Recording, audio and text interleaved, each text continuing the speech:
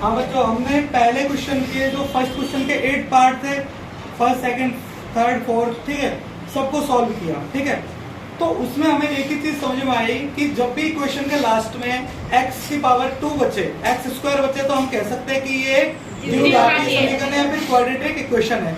यदि ऐसा नहीं आया, यदि इक्वेशन 1 आई, मतलब सॉरी पावर 1 आई, पावर 3 आई, तो क्या वो हमारे क्वाड्रेटिक इक्वेशन हो ही नहीं सकते। ठीक है, तो इसी को लेकर हम आगे बढ़ते हैं।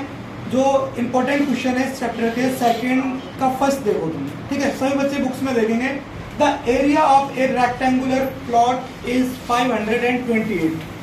मतलब एक आयताकार एक खेत है।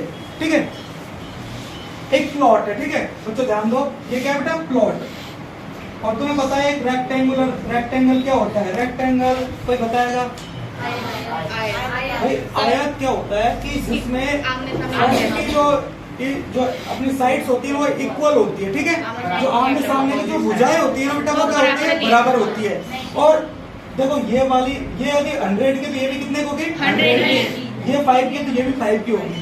तो इसकी डेफिनेशन क्या होगी कि जो आमने सामने फ्रंट वाली इक्वेशन, जो साइड्स इक्वल होना, तो उसको क्या बोलते हैं? रेक्टेंगुलर। और उसमें एक शेप है, एवरी एंगल इज 90 डिग्री। प्रत्येक कोण कितना होगा? 90 डिग्री का। ठीक है, ये पहचान है, इसके डेफिनेशन है।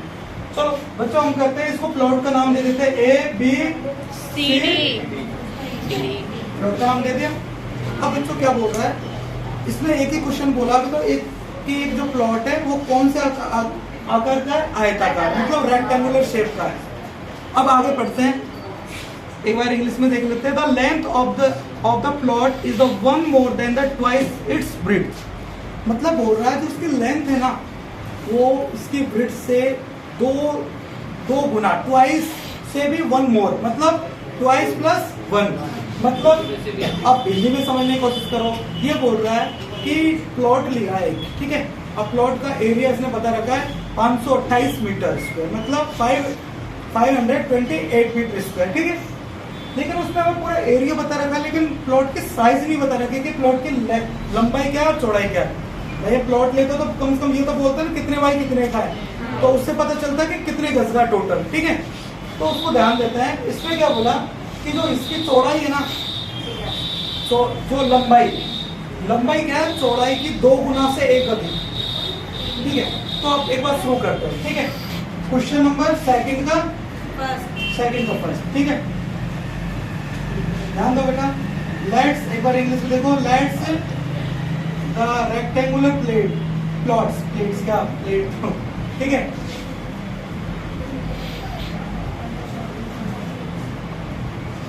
प्लॉट एरिया कितना दे रखा है बेटा? लेट, इसको तो लेट नहीं कर सकते क्योंकि तो दे रखा है।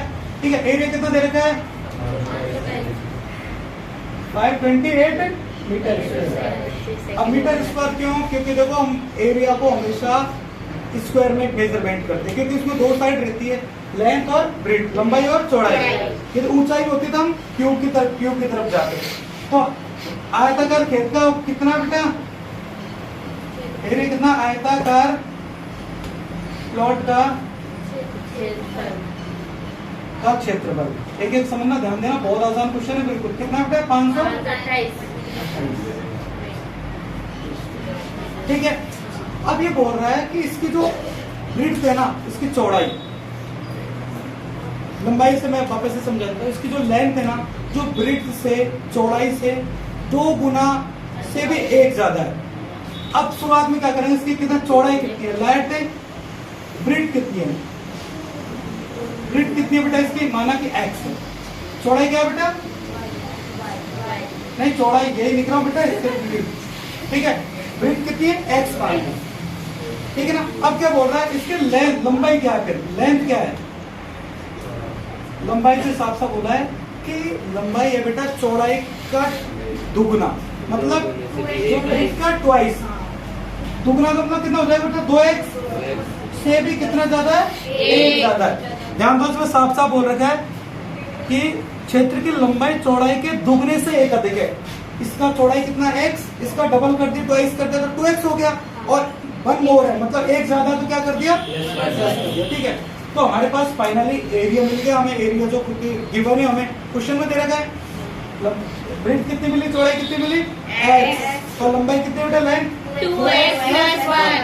अब ध्यान दो, अब हम जानते हैं वी नो दैट, जानते हैं। अब देखो कौन सी चीज जानते हैं, देखते हैं एरिया ऑफ ए रेक्टेंगल, ठीक है।